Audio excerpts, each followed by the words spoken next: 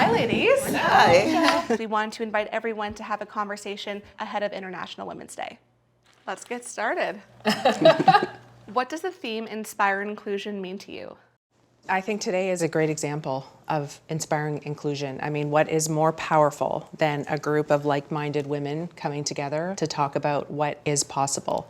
I think it's so remarkable that you have an organization who is saying, let's do this. This is new still, you know what I mean? Like, I think it's so entrenched for us now that it's like, it's a given. We're gonna do this. This is the right thing to do, but this is still really new. And so creating that space, creating an environment where people feel comfortable talking about it, saying like, this is a good thing.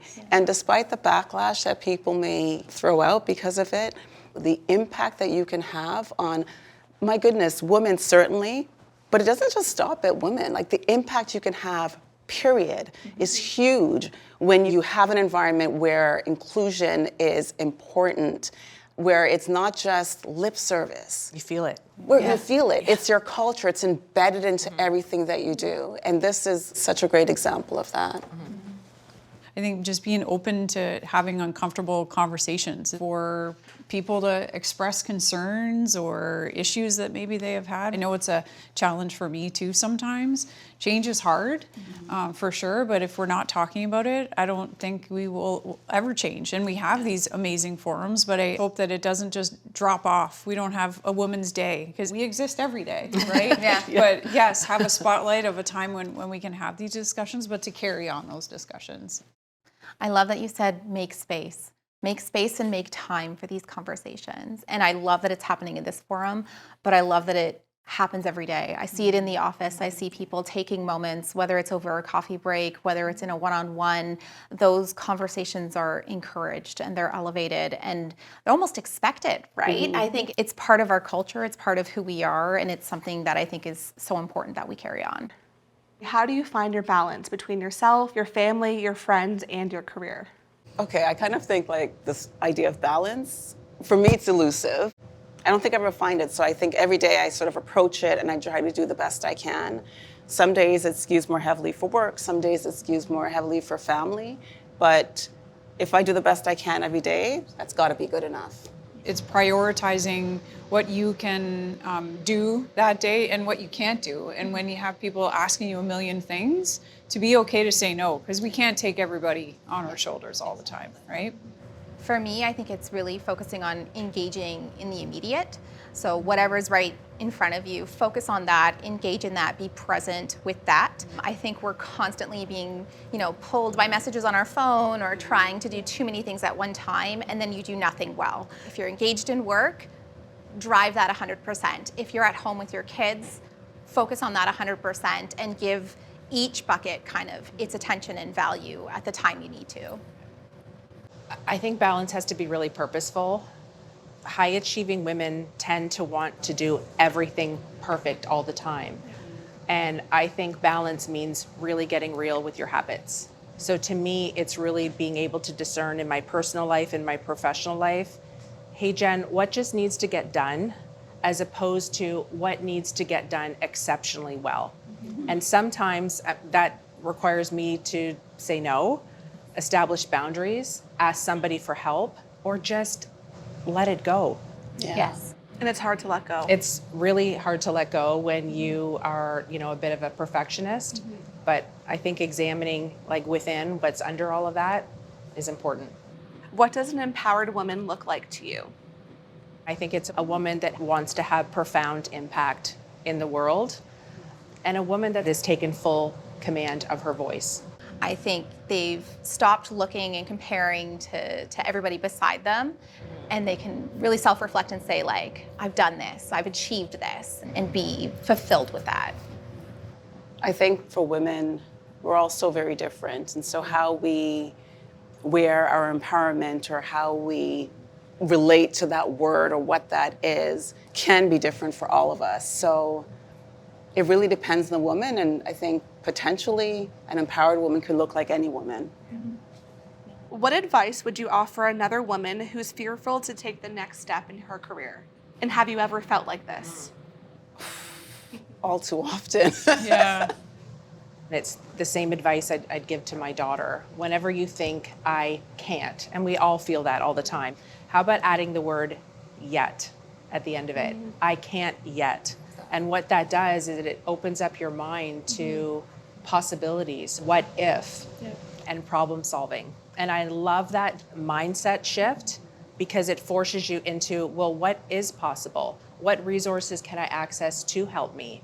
Maybe I don't have it all figured out today, but I bet I will tomorrow.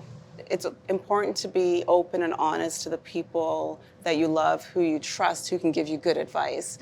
And I say that because I've been so many times in my career where I've been fearful. And I've said it many times before, applying to law school, I wasn't going to do it because I was afraid.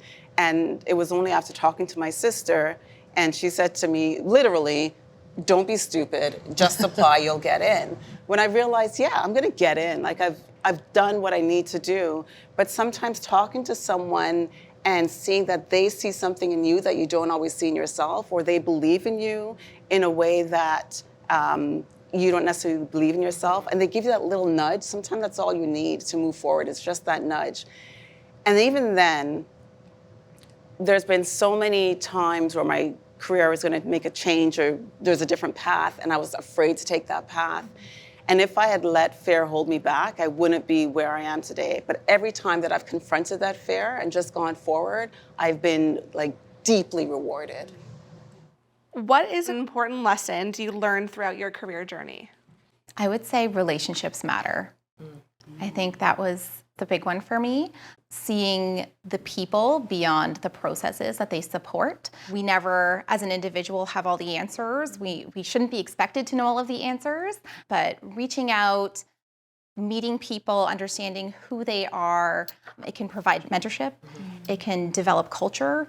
I think people are the greatest gift in your career, and the way you leverage it, there's no limit to it. I did have a woman boss very early in my career, and her mantra was, you can't build a relationship when you need one. And I think there's nothing more impactful and profound, and it's the advice I'd give to anybody starting your career, is be really purposeful in building and expanding your network. Build relationships, seek out different perspectives. And that comes through being a really deep listener, connecting with people and asking them how you can help them, and being, I love this term, being a beautiful questioner. It's the biggest way that you can build rapport with somebody is through deep listening and asking them questions. Have you ever been the only woman in the room or at the table? And if so, how did you find your voice? Pretty much my entire career. I was going to say, all the time. I think the shift for me was when I actually stopped thinking about just being the only person in the room. And I started to think about everybody in that room as somebody that I needed to influence. Influence with my voice, influence with my perspective. We're all just, human beings. And my job is to exercise my own influence, solve problems, challenge the idea and not the person. What I try to tell myself is you don't need permission to participate. Don't wait for the permission. You're at the table, you're in the room, you've already have the permission. Yes. You're there because you have value. So speak up, right? Your question, your contribution is just as valuable as anybody else's at the table. What is a piece of advice that you received in your career that stuck with you? The biggest piece of advice I think I got is to be the same person at work that you are at home, that you shouldn't feel like you have to put on a different face or a different mask or a different hat. Because I do see people that try to be different than I know them to be in and out of work. Coming into manufacturing, I kind of felt like I had to be the man in the room, and you don't have to be that. You can still be your true authentic self, be the strong woman that you are, and still have people hear your voice.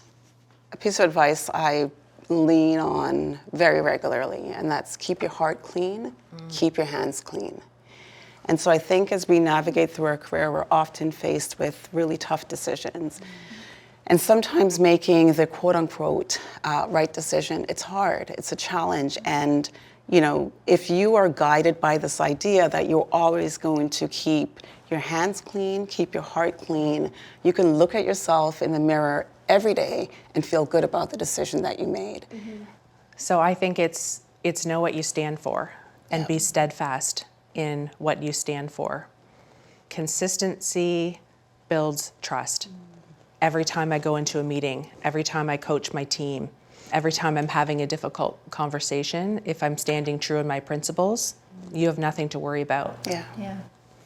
What is a quality you admire the most in a leader? The quality of listening. Someone who listens to what the people around them are saying, but also someone who listens when nothing's being said. Because I think there's a lot that's said in silence. And so a leader who picks up on that or queries, well, why is someone not saying something? Do they feel reluctant to speak up for some reason? Do they disagree? I think a leader who does that effectively, who listens effectively, is a powerful leader. I think the leaders that I most admire are leaders that push me to do more and be more than I ever thought was possible. But they do it with kindness. Because I think you can be tough, you can have really high expectations for your team, and you can also do that with care and kindness. And that creates a really safe place where I feel like it's going to be okay for me to make a mistake because they have my back, and it's going to be okay to be uncomfortable when they see in me what I might not see in me. And those are the leaders that motivate me to do great things. GM aspires to be the most inclusive company in the world. Thinking about our current culture, what are some of our biggest strengths and what are our opportunities? You know, I work at the Oshawa campus, and one of the things that I've seen just in the last 2 years is the transformation of that particular plant. And Jen, you can probably speak to that more than anyone, but you know, we have prayer rooms, we have mothers' rooms, we have all of these different things that didn't even exist 2 years ago. And so I think that means a lot to people, just having those spaces available. As a woman that began her career at the former Oshawa car plant, it was 1997, and you know, I walked into the plant and I looked to my right and to my left, and I didn't see really anybody that looked like me. And that was a pretty intimidating environment to start my career. And now when I see that we've designed a workplace that is inclusive, that's profound. I never thought that I would see that change. And that means now a young woman that is starting her career like I did 25 years ago instantly feels like they belong. I got hired in 2010, and when I walked into my interview panel, 3 of the 4 panelists were women. And that made a huge impression on me when I started. To know that there were females in leadership positions. We believe that we can be what we see, right? And when you see it, you know that it's possible for you. That was my introduction to the company, and that's how I knew I want to be here. According to a new poll, more than half of women experience imposter syndrome at some point in their career. Why do you think that is, and how can we overcome it? I don't know why it is. You know, sometimes when I achieve something, I'm surprised. And then I'm like, why am I surprised by this? Like, I've worked really hard to get here. I can do the do. So what is it that makes me feel like they've made a mistake? Like I'm not fitting in here. But I also think it comes down to seeing people like you in the places where you want to get to. Because the more you see that, the more you feel, I belong. Imposter syndrome is that inner voice that kind of makes you feel like I can't do that yet. Yes. Or I'm not ready for that, or I'm not qualified. And I think where I try to overcome that inner voice is by listening to the people around me. They're not paying me lip service. They're not giving me the feedback that I'm doing all of these things right just to be nice. Like, there's value in what they say. And I think if you can take the compliments, the encouragement, and internalize it and believe it, I think we have a tendency not to believe it. How imposter syndrome has manifested for me is a desire to be perfect. I think that when you've been raised in a male-dominated culture, you do have this feeling like you have to work harder and be perfect to be seen and understood. When I was promoted into the executive director role, there was a leader in the United States that I called, and I thanked him profusely for this opportunity. And I said, I'm going to prove to you that you made the best decision and I am going to work so hard. And he said, Jennifer, you got this position because you have worked hard. You got this position because you have proven yourself. You don't need to prove anything anymore. We just need you to be yourself because you're pretty awesome. It's incredible. And I was like, wow, I don't have to be perfect. It kind of gives you goosebumps when you hear that. Yeah. It does.